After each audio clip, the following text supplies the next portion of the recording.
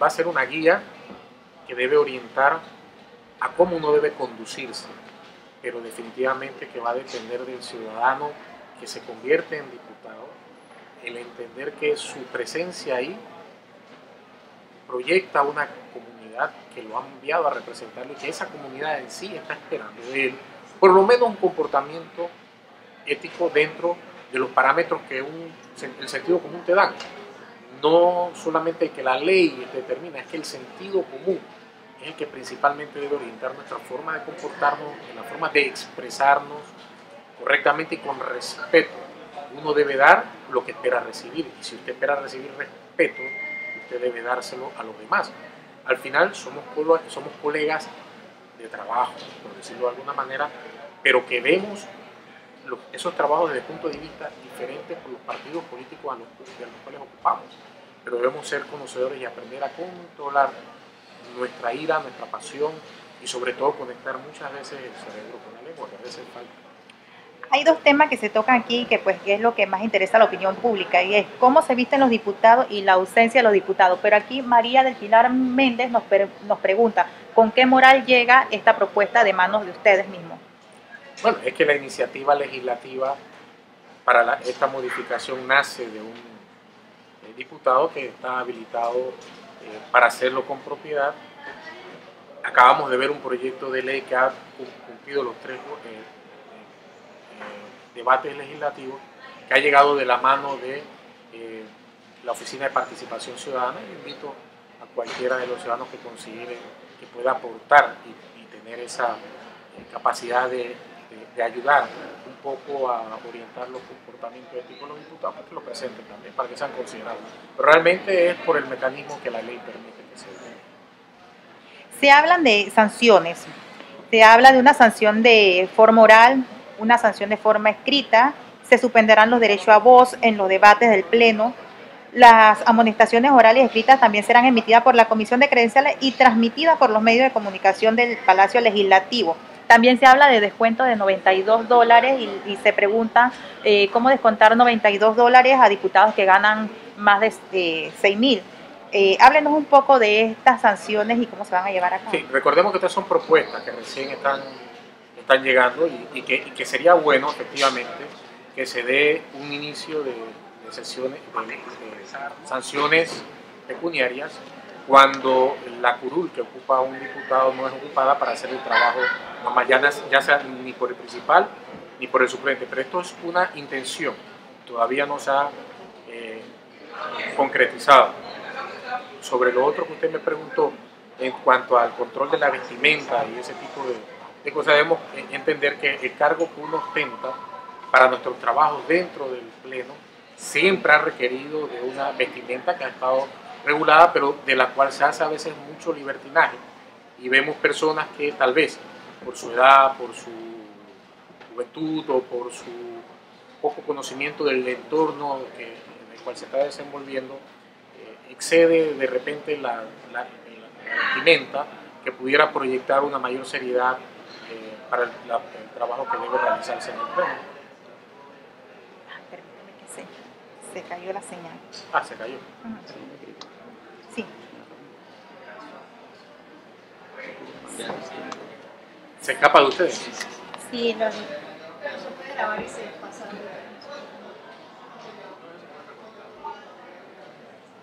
Ella se debe conectar un ratito. ahí, conectado. Ya. Repetimos la pregunta, diputado, el tema de las sanciones. Hablemos un poco de las sanciones nuevamente. Se dice que la sanción oral y escrita y también las amonestaciones orales y pues escritas por parte de la Comisión de Credenciales y aquellas que llegarán a los medios de comunicación del Palacio Legislativo. También la sanción económica, que serían $92, pero ¿cómo hablamos de los $92 con diputados que ganan más de 6.000? Correcto. Bueno, en primer lugar, aclararles que esto es una propuesta, todavía no es ley, eso está en discusión, va a entrar a ser discutido, sobre las sanciones por escrito, las sanciones orales, el prohibirle dirigir la palabra en el Pleno. Todos son temas algo sensitivos por la esencia del diputado, precisamente participar en el Pleno. Sobre el descuento, la proporción de que debe ser descontada, me parece, debe ser proporcional a lo que corresponda a la ausencia un día de debate o de discusión del diputado, proporcional a lo que recibe.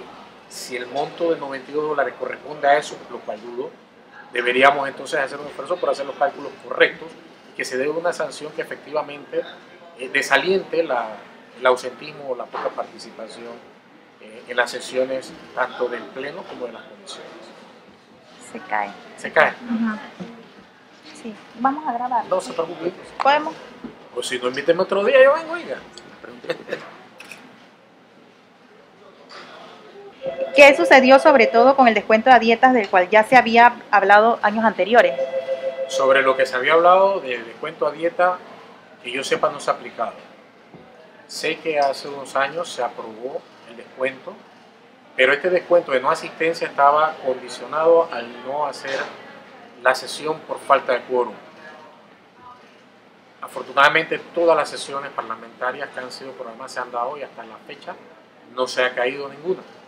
Por lo tanto, seguramente no se ha hecho ningún descuento por esta causa.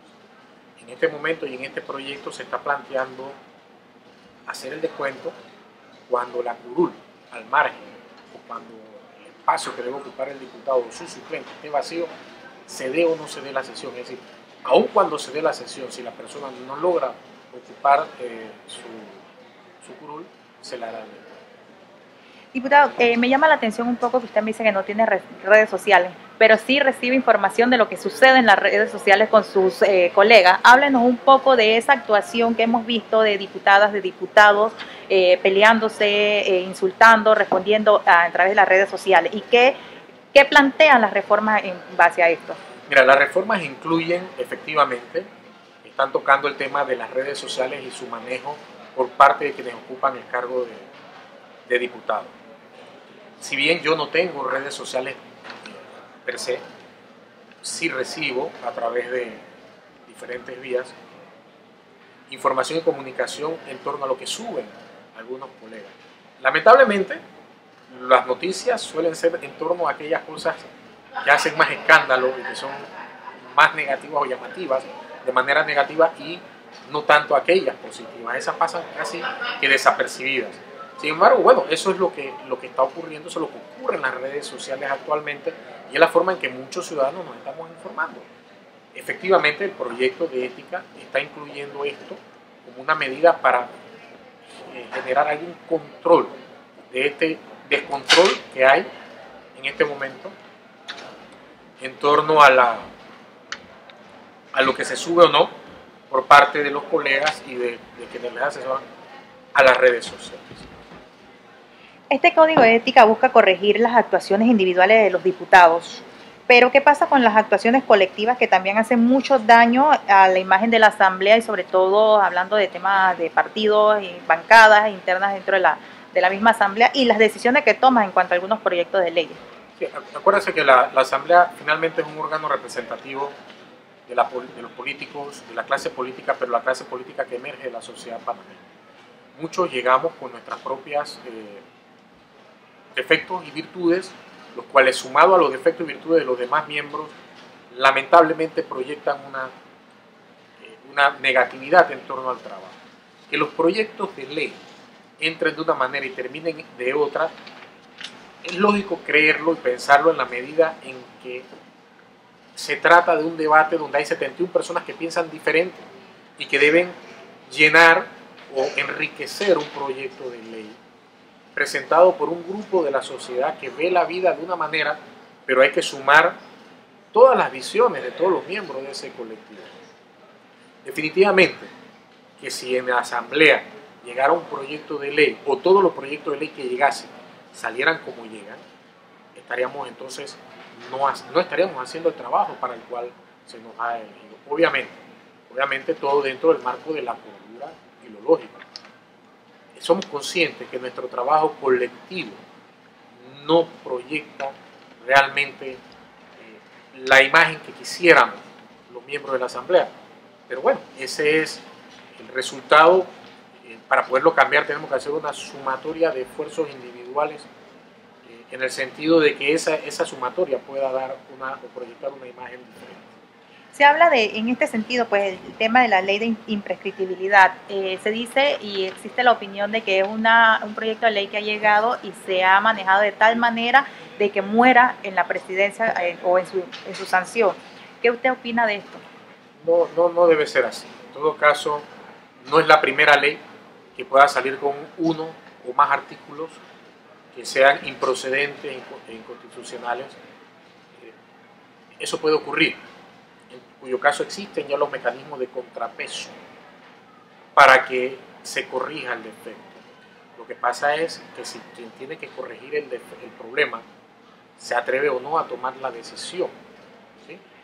Lo que más he escuchado de críticas al proyecto es el haber incluido que empresas corruptas continúen participando en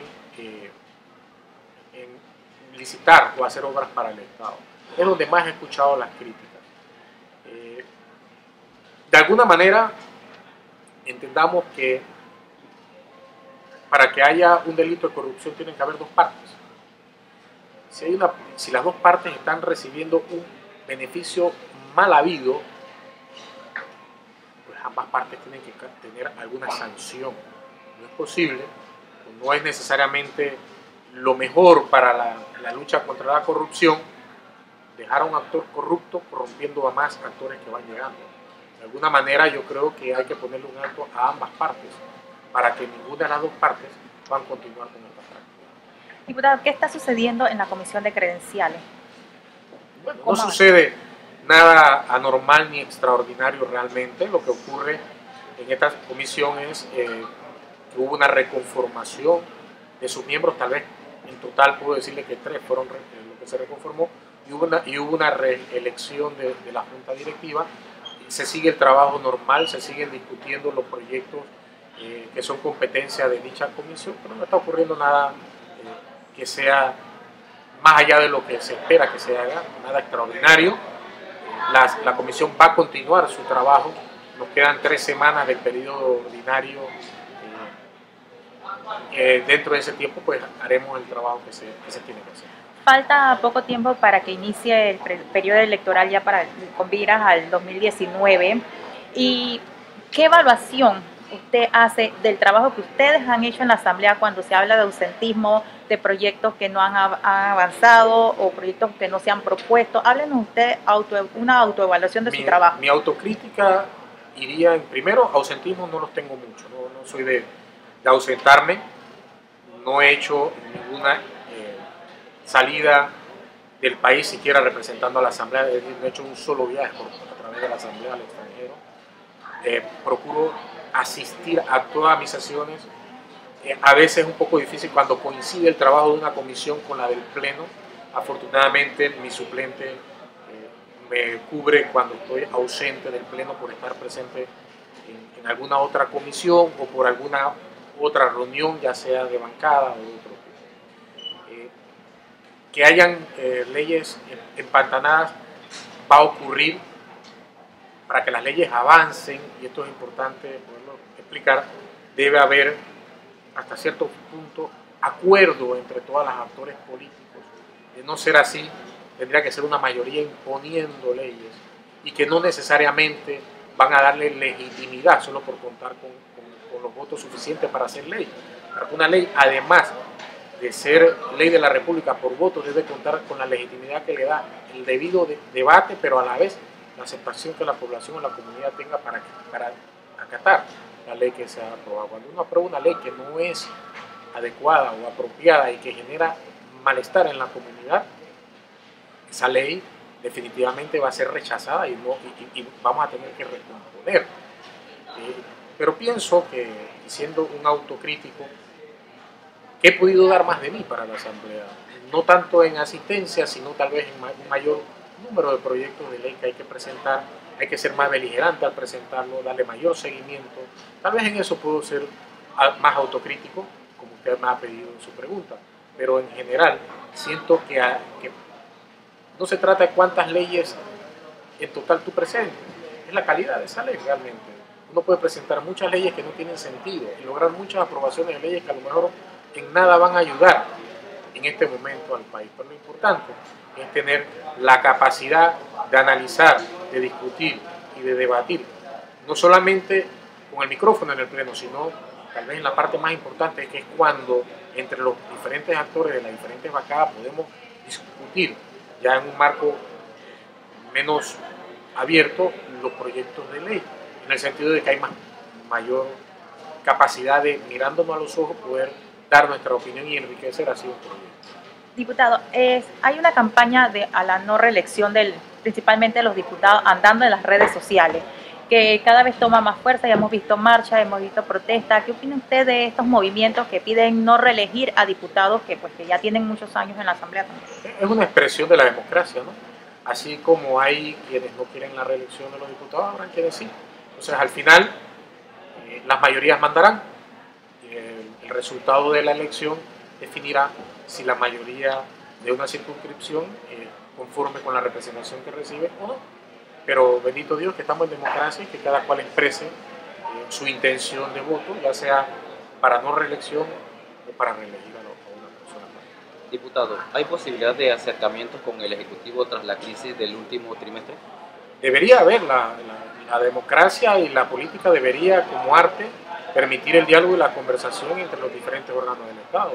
Es la naturaleza de la política, si no, entonces no estamos en el lugar, ni en el momento, ni en los sitios indicados. ¿Cuál sería el tratamiento que le darán al tema de los nuevos designados a la Corte? ¿Se mantendrá el mismo criterio para evaluar a los designados? Mire, el tratamiento que se le va a dar es el que la ley contempla. El Ejecutivo propone, el Legislativo hace su análisis, recomienda a la Comisión al Pleno aceptarlos o rechazarlos.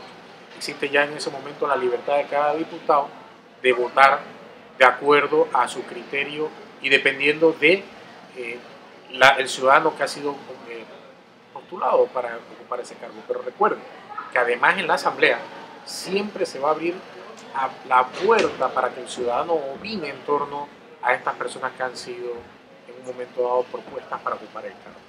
Ok, ¿teme Fernando Carrillo que el Ejecutivo cierre la Asamblea? La verdad no. A mi juicio sería un grave error, porque si bien es cierto, la Asamblea es un órgano que puede estar mal evaluado y proyecta una mala imagen, es el sustento de la democracia, la existencia de los tres poderes del Estado, lo que da lo que hoy conocemos en nuestro país, un órgano que efectivamente es duramente cuestionado, gracias a Dios, duramente criticado, pero no deja de ser el órgano que más se expone a esas críticas porque sus discusiones, sus debates son, como lo establece la democracia y la ley, abiertas, lo que no ocurre en los debates y discusiones de los otros órganos del Estado.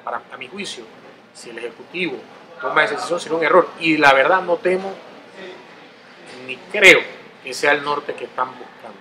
Pienso de alguna manera que existe un momento de tensión y de dificultad, pero con la madurez de la política y de quienes gobiernan, esto debe superarse sin darle mayor angustia y estrés al resto de la población.